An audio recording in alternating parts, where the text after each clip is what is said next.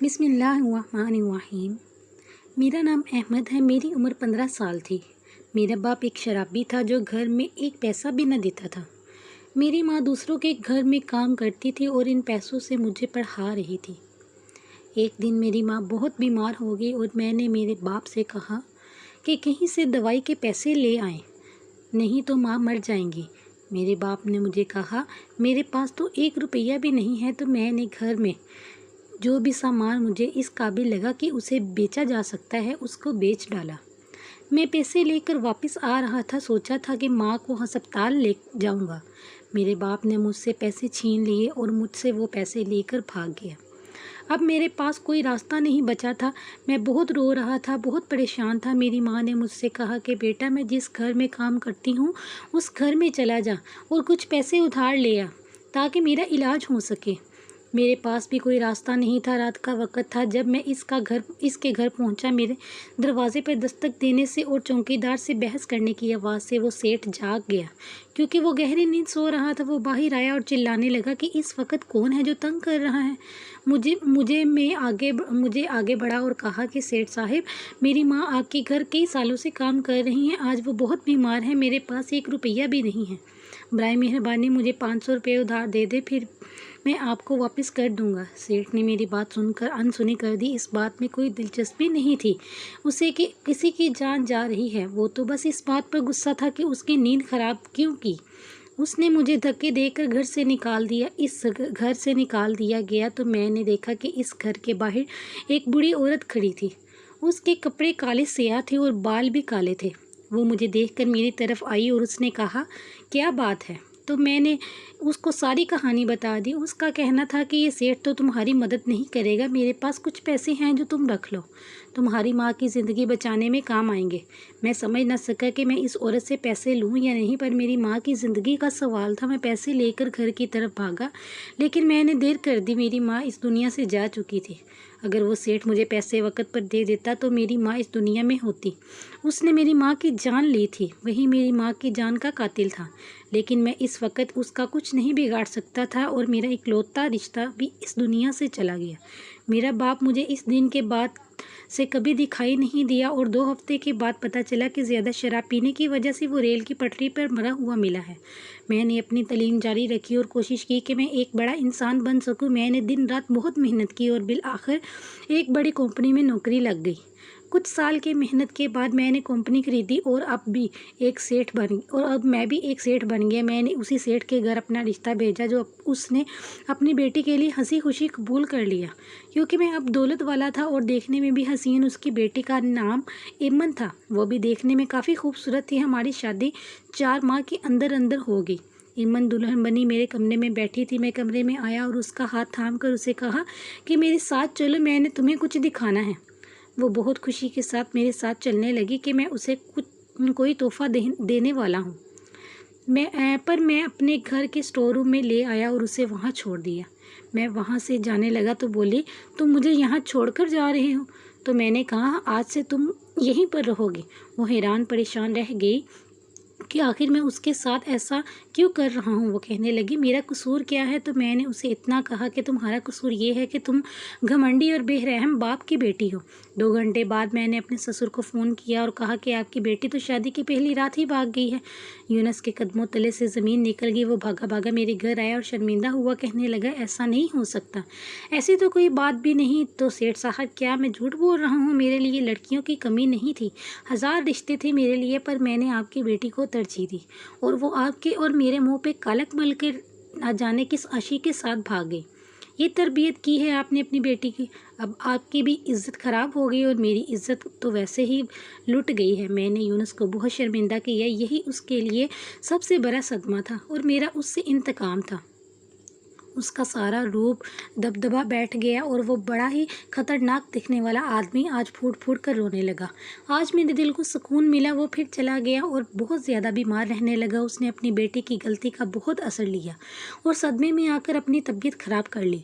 मैं अपने मकसद में कामयाब हो चुका था। फिर मैंने अपने घर में कुछ बहुत अजीब होता देखा। मैंने उस लड़की को अब यूं ही रखना था जब तक कि उसका बाप सदमे और बीमारी में मर ना जाता। उसके बाद मैंने उस लड़की का क्या करना था वो मैंने अभी सोचा नहीं था। एक दिन जब मैं उसे खाना देने गया तो मैंने देखा कि उसके कदमों पर ताज़ा मिट्टी लगी हुई थी, जिससे वो बाहर से आई हो। स्टोर रूम में मिट्टी का कोई नामो निशान नहीं था और यहाँ से निकलने का कोई रास्ता भी नहीं था।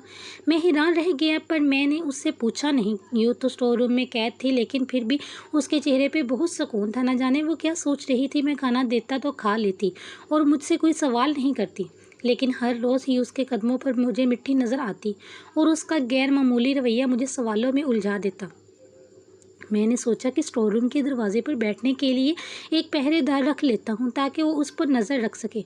मैंने एक 15 साल लड़की को उसके इस काम के लिए चुना, जो गरीब था, जो इस तरह का काम करने की उसकी मजबूरी थी। मैंने उसे कहा कि वो स्टोर रूम के अंदर नहीं जाएगा, सिर्फ दरवाजे पर भी बैठेगा, वो लड़की पर नज़र रखेगा। उसने कहा कि वो ऐसा ही करेगा। अगले दिन फिर उसकी लड़की के कदमों पर मिट्टी लगी हुई थी और वो नज़र भी चुरा रही थी, जैसे मुझसे कुछ छुपा रही हो।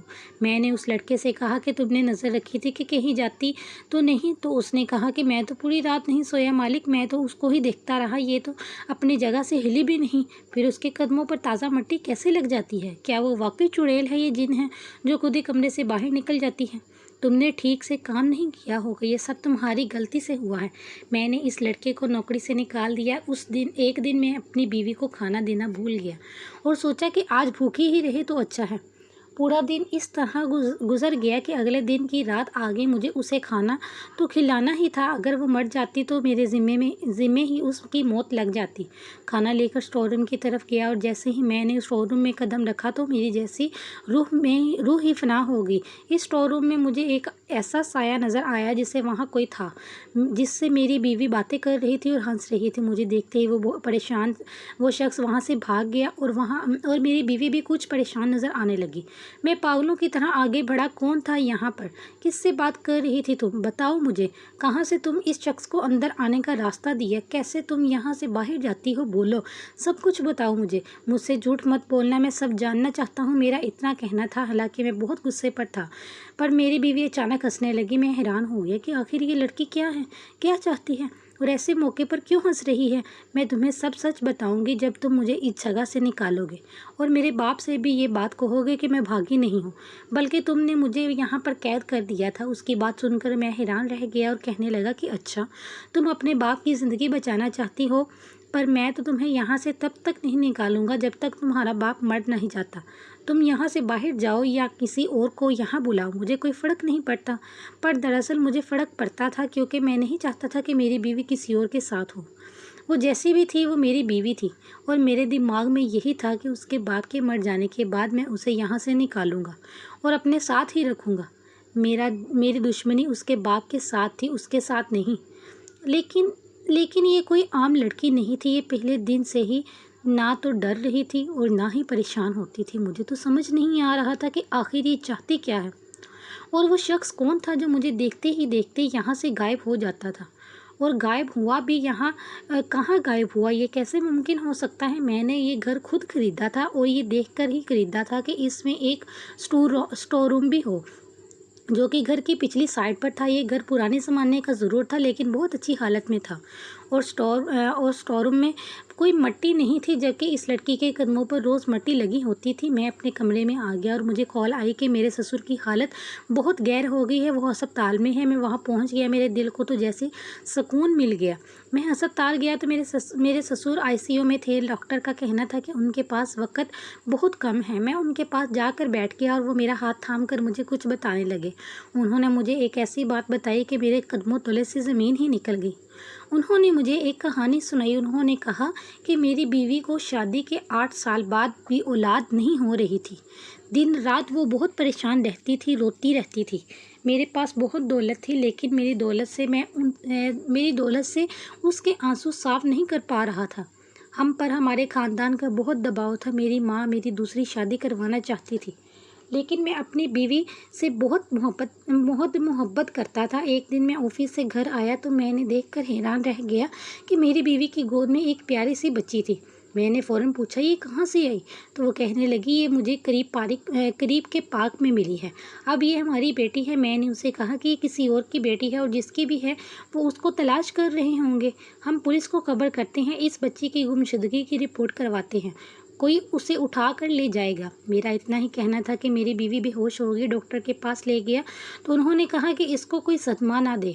मैं मजबूर हो गया और हमने इस बच्ची को बेटी बना लिया। उसे पालने लगे, पर जब से वो बच्ची हमारे घर में आई थी, हमारे घर में कुछ अजीबोगरीब वाक़यात हो रहे थे।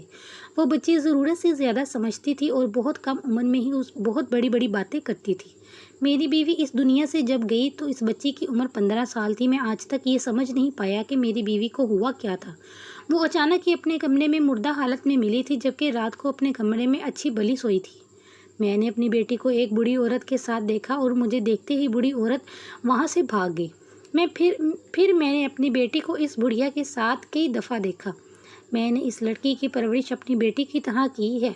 मैंने इसे बहुत प्यार से पाला है, लेकिन जब भी कुछ इसकी मर्ज़ी के ख़िलाफ़ हो तो वो मुझे नुकसान हुआ। तुम्हारा रिश्ता उसके लिए आने वाला पहला रिश्ता था, इसलिए मैंने बहुत जल्दी से ये रिश्ता कर दिया। कहाँ भाग गई है ये हम नहीं जानते, लेकिन मेरी बेटी बाकी बेटियों जैसी नहीं है, वो कुछ अलग ही इंसान है। भागने का ताल्लुक ज़रूर उस औरत के साथ है। मुझे तो लगता है कि वो भागकर उसी के पास गई है। तुम इस औरत को तलाश करो तो शायद तुम्हें मेरी बेटी भी मिल जाए। मेरे ससुर ने इतना कहा तो इस दुनिया से चले गए। मैं अस्पताल से बाहर आया तो मैंने इस बूढ़ी औरत को एक बार फिर देखा। मैंने उसको इस वक्त देखा जब मैं उस शख्स से पैसे मांगने आया था, और आज वो अस्पताल में खड़ी मुझे ही देख रही थी। मैं उसकी तरफ गया तो मुझे देखकर हंसती और फिर कहने लगी, कैसे हो, परेशान लग रहे हो? वो तुम्हें ज़्यादा तंग तो नहीं करती? उसने इतना कहा तो मेरे कदमों तले से ज़मीन ही निकल गई। मैं हैरान परेशान रह गया कि इसको मेरी हालत का कैसे पता। मैं उससे सब पूछना चाहता था कि वो आगे आगे चलने लगी। मैं पीछे पीछे वो मोहल्ले की एक पार्क में जाकर रुक गई और मैं भी वहीं पर खड़ा हो गया।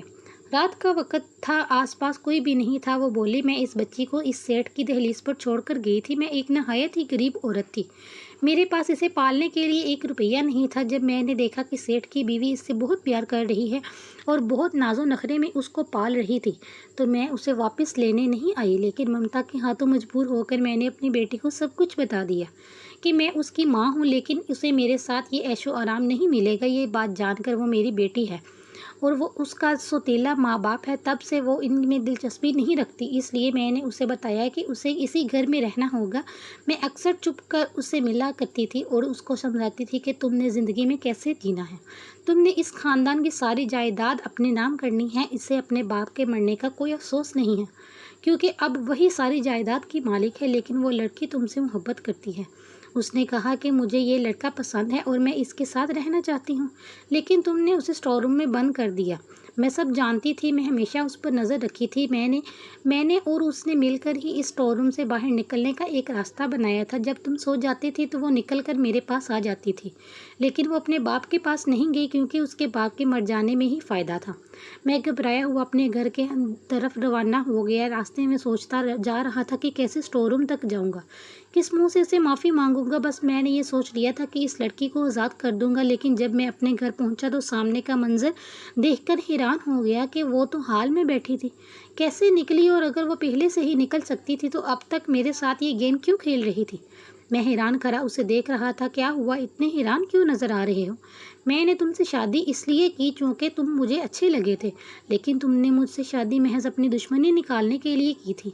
मैं तो ये सोच कर आई थी कि अच्छी बीवी बनकर तुम्हारे साथ रहूँगी, लेकिन तुमने तो एक दुश्मनी के गुलाम इंसान निकले। मैं चाहूँ तो अभी तुम्हें छोड़ कर जा सकती हूँ। बोलो, तुमने मेरे साथ ऐसा क्यों किया? ऐसी भी क्या दुश्मनी थी तुम्हारी कि तुमने मुझे इस्तेमाल किया? मैंने उसे सब कुछ बता दिया मेरे साथ क्या हुआ। तो उसने मुझे एक बात की, जो बात सुनकर मेरी आंखें खुल गई।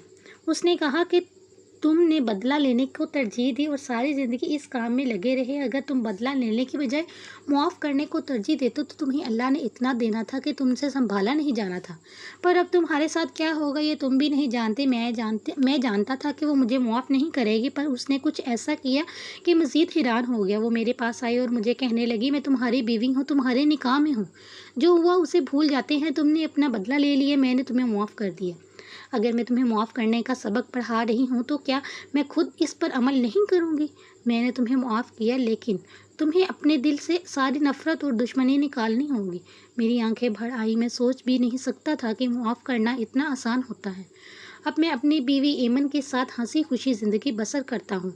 वो वाकई एक आम इंसान जैसी नहीं है, क्योंकि वो एक बहुत बहादुर इंसान है। वो एक बहुत अच्छी बीवी है। हम हर महीने यूनुस साहब की कब्र पर जाते हैं और नियाज़ बांटते हैं, उनके इसाले सवाब के लिए दुआएं करवाते हैं। मैंने अपनी ज़िंदगी में जो किया, गलत किया, मुझे अपना इंसाफ अल्लाह पर छोड़ देना चाहिए था। अगर आपको हमारी कहानी पसंद आए तो इसे लाइक करें, शेयर करें और हमारे चैनल को सब्सक्राइब करें। अगली कहानी के लिए इजाज़त दीजिए।